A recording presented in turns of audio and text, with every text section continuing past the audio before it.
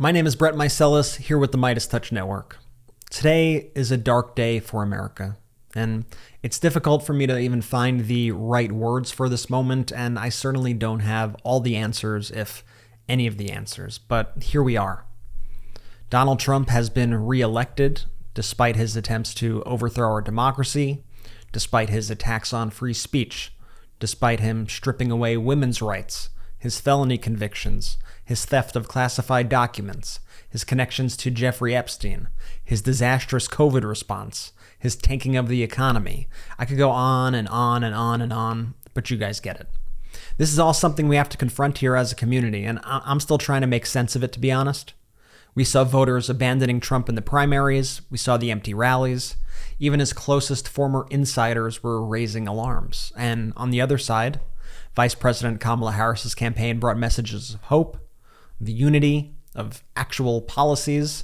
She supported the American dream, yet that's not what Americans chose at the end of the day. And I think what's most troubling is that objectively, we have seen immense progress over these past few years.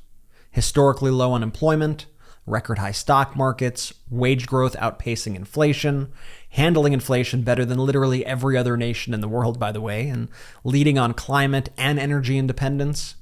We've rebuilt after Trump's destructive term, yet it appears that all this successful governance was not appreciated by the electorate this election. And it's just astounding to me that Americans would choose to bring back the person responsible for so much damage. And by the way, watch how quickly the economy, which is the envy of the world today in this post-COVID world, will be hailed as the, quote, greatest economy ever once Trump takes office, until his tariffs and trade wars likely sink it again. And by the way, you know corporate media will probably play along with that narrative too, and you got to call them out for it. If there's anything I want you to know, it's this. I understand the pain, the anxiety, and the fear that you are experiencing, and I'm not going to sugarcoat it because it's real, and honestly, I feel it too. I stand in solidarity with everyone in the pro-democracy community, especially those who will suffer most from Trump's incredibly cruel policies. So where do we go from here? As I said, I don't have all the answers, but I know there's only one thing we can do, and that's continue to cover the news unapologetically, shining a light on stories that the media refuses to cover accurately. We're facing a multi-front battle right now. We have a corporate press like CNN and the New York Times that downplay and sane-wash Trump's actions. Then we have media networks like Fox and Newsmax that broadcast pure right-wing propaganda. And then we have a MAGA-dominated digital ecosystem funded by billionaires like Elon Musk, who completely transformed Twitter into a Trump propaganda machine. And they've built up this army of MAGA podcasts and digital shows that have radicalized far too many people in our country, especially young people, by the way. This is why our fight matters here, because we can't rely on any of them to protect our democracy. It's up to us and a few other pro-democracy creators on here. And we need to build this platform even bigger than ever, because alternative media right now has never been more critical. Despite everything, let's remember this. Hope and resilience are built into the American spirit. History shows that progress may face setbacks, but it never stops. And together, we are the guardians of democracy. We are the voices of truth and the keepers of hope. And no matter how many challenges that face us ahead, we're going to continue to fight for a future rooted in dignity, in justice, and in freedom for everyone. So let's get back to what you're here for, the news. Here's a quick recap of what's happening right now. Vice President Kamala Harris called President-elect Trump to congratulate him on winning the 2024 presidential election. She discussed with him the importance of a peaceful transfer of power and being a president for all Americans. The vice president is going to deliver remarks at Howard University today. Vice President Harris is going to address the nation at 4 p.m. Eastern. This should be her concession speech to the country. Arizona, Colorado, Maryland, Missouri, Montana, Nevada, and New York have all passed ballot measures to protect abortion rights throughout the country, while measures in Nebraska, South Dakota, and Florida failed to pass. And I think we need to speak about these barriers in our democracy. We're an initiative that has upwards of 57, 58% of the vote, like in Florida, can be voted on by the people of that state and still not pass. Is that democracy? I don't think so. DOJ officials are currently evaluating how to wind down the federal criminal cases into Donald Trump before he takes office to comply with their longstanding department policy that a sitting president cannot be prosecuted, sources say.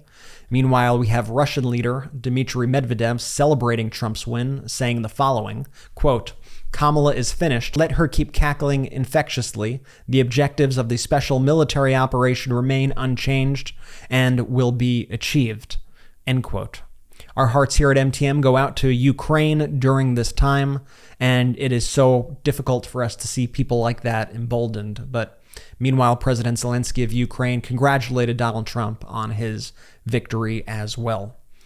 In better news, the Associated Press projects that Democrat Tammy Baldwin has won her Senate seat in Wisconsin. Meanwhile, Vice President Kamala Harris's campaign chair, Jen O'Malley Dillon, sent the following message to the Harris campaign staff, and I'd like to read it for you here. Quote, "Team, just a few moments ago, the vice president connected with President Trump to concede the race. In the call, she told him that she would work with President Biden to ensure a peaceful transfer of power, unlike what we saw in 2020. She also made clear that she hopes he will be a president for all Americans. I don't have words to express the gratitude I have for everyone getting this email. You left everything on the field. You built a first-rate, historic presidential campaign in basically 90 days. You navigated things that no one has ever had to navigate, and likely no one will ever have to again.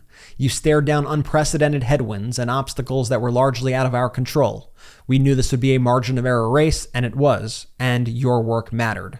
The whole country moved to the right, but compared to the rest of the country, the battleground states saw the least amount of movement in this direction. It was closest in the places we competed. That speaks to both the work you did and the scale of the challenge that ultimately we couldn't surmount. The vice president will speak to the nation later today at Howard University. Immediately following the vice president's speech, she and Governor Walz will host an all-staff call to speak directly to you about what we accomplished in the short run and the road ahead for all of us.